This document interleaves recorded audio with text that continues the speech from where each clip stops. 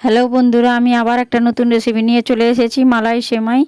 এটা খেতে খুবই সুস্বাদু। তার জন্য দেখো আমি কড়াই একটু অল্প সামান্য পরিমাণে ঘি নিয়ে নিয়েছি এবং ঘিটা গরম হওয়া পর্যন্ত একটু অপেক্ষা করতে হবে। তারপর দেখো একটা বাটিতে কিছু কিশমিশ নিয়েছি, সেই কিশমিশটাকে ঘিয়ের মধ্যে ভালো করে ভেজে নিতে হবে লাল লাল করে। এবং কিশমিশটা ভালো যত ভাজা হবে খেতেও ভালো লাগবে। তো কিশমিশটা দেখো এইভাবে নেড়ে চেড়ে ঘিয়ের মধ্যে আমি ভালো করে ভেজে নিচ্ছি। এবার দেখো কিশমিশটা আমাদের ভাজা হয়ে গেছে। এবার আস্তে আস্তে ছান্তার সাহায্যে আমি কিশমিশটাকে তুলে নেব, একটা পাত্রের মধ্যে রেখে দিচ্ছি। কিশমিশটা আমার ভাজা হয়ে গেলে ওই কড়াতে দেখতে পাচ্ছ তোমরা আরও একটু ঘি রয়ে গেছে, সেই ঘিয়ের মধ্যেই আমি সিমাইয়ের প্যাকেট যেটা ছিল সেটাকে কেটে ঢেলে দিলাম এবং পুরোটাই দেওয়ার পর ভালো করে সিমাইটাকে ওই ঘিয়ের মধ্যে ভেজে নিতে হবে।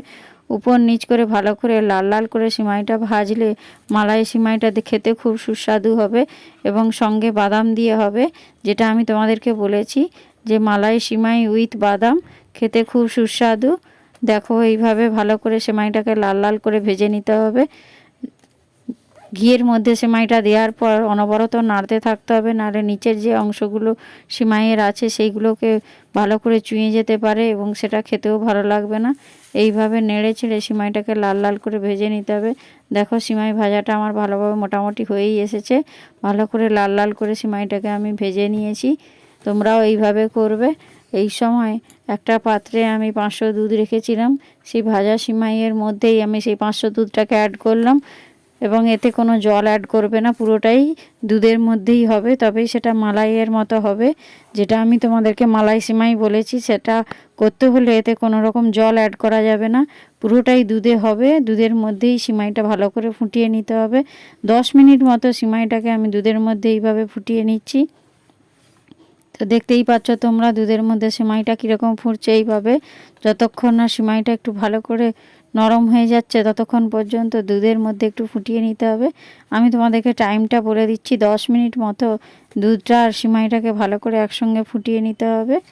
এইভাবে ক্রমশ ফুটতে থাকার পর আমি সেপাশে দেখো কিছু চিনে বাদাম রেখেছি, যে বাদামটা আমি বলেছিলাম সেমাইয়ের মধ্যে অ্যাড করব, সেই বাদামটাকে একটু কড়াই নেড়ে তার খোসাটাকে ছাড়িয়ে নিয়ে মিক্সিতে দিয়েছি এবং দেখো ভালো করে সুন্দর করে গুঁড়ো করে নিয়েছি।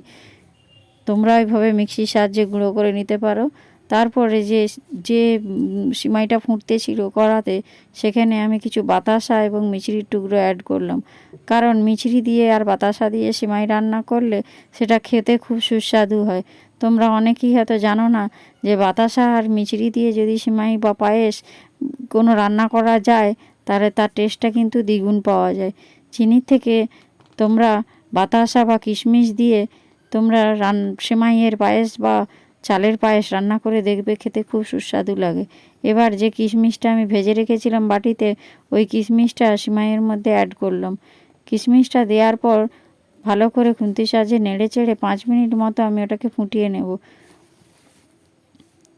এবার যে বাদামগুলো আমি গুঁড়ো করে রেখেছিলাম মিক্সিতে, সেই বাদামটাকে ওর মধ্যে অ্যাড করলাম। বাদামটা দেওয়ার পর খুন্তির সাহায্যে নেড়ে চেড়ে বাদামটাকে পুরোটাই ওর সঙ্গে মিশিয়ে নিতে হবে এবং বাদামটা দেওয়ার পরও 2 মিনিট মতো আমি সিমাইয়ের পায়েসটাকে একটু ফুটিয়ে নেব। দেখো এইভাবে তোমরা নেড়ে চেড়ে একটু 2 মিনিট মতো ফুটিয়ে নেবে। 2 মিনিট ফোটা পর্যন্ত আমি একটু অপেক্ষা করব।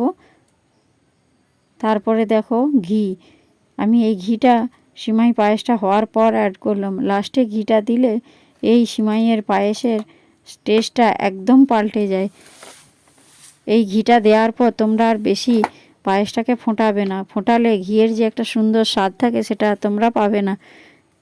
দেখো এইভাবে ঘিটা দেওয়ার পরই আমি গ্যাসের আঁচটা একেবারে বন্ধ করে দেব, দিয়ে একটা ঢাকনা দিয়ে রেখে দেব। 2 মিনিট পর দেখো সিমাইয়ের উপরে কীরকম ঘিটা আস্তরণ পড়ে কত সুন্দর দেখতে হয়েছে। এবার এটাকে আমি একটা পাত্রের মধ্যে সার্ভ করেছি। তো দেখো দেখতেই পাচ্ছ কত সুন্দর দেখতে হয়েছে এবং আমার মালাই সিমাইটা একেবারে রেডি। তোমাদের কার কার ভালো লেগেছে কমেন্ট করবে।